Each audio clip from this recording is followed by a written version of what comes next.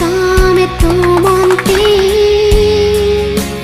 Keng kam cha jersey Nang pi tunji Batu pache kagune Kang hone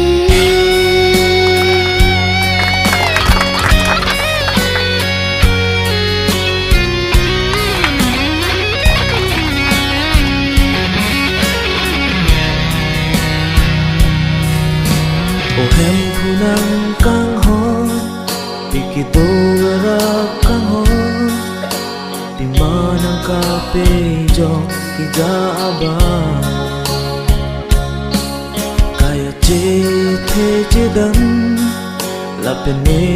ke doan Akang ho ni kune sang si pik te Wan po o hem khung Nang li ke mui si E chi te pasi Sa tome to monti Keng kam cha jersey Nang pi dunji Batu pache kagune Kang hone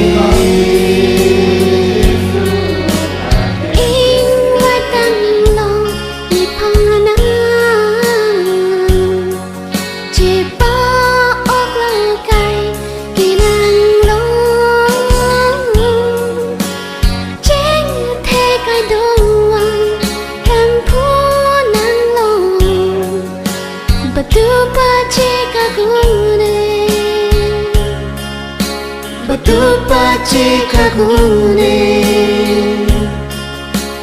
Kang hone Ing wai tang lo Ni pana Chi pa ok lo kai Kinang lo Chen te ka doan Hang pu nang lo Batu pache kagune Batu pache kagune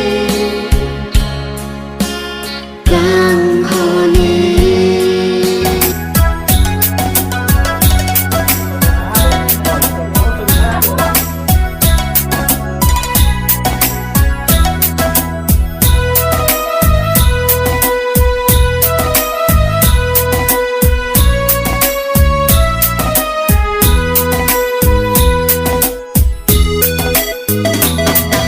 Ranam nang ke ha